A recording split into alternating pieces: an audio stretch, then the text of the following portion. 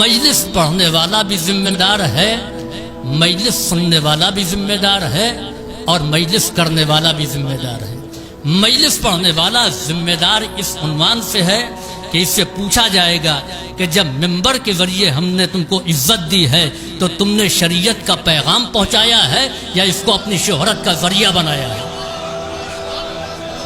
اور اسی طریقے سے بانیان مجلس سے پوچھا جائے گا کہ تم ممبر پر مجمع کے لیے ذاکر کو لے کر کے آئے ہو یا دین کے پیغام کو پہنچانے کے لیے لے کر کے آئے ہو؟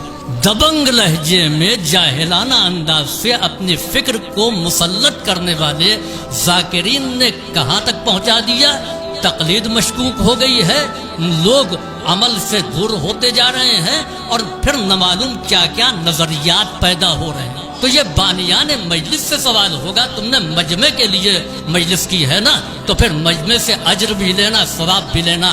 میرے پیغام کو پہنچانے کے لیے اگر تم نے فرش اعضا کو بچھایا ہے تو ایسے ذمہ دار کو بلاؤ کہ جو شریعت کا پیغام پہنچائے اور جری بھی ہو، ورنہ ممبر پر آ کر کے امام زین العابدین نے اصول ممبر بتایا۔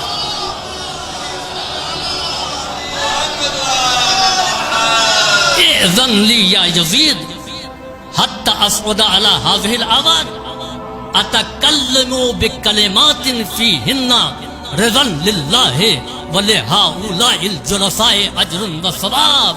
اے یزید اجازت ہے میں ممبر پر جاؤں اور میں وہ باتیں ممبر سے بیان کروں گا جس سے مجمع نہیں خوش ہوگا۔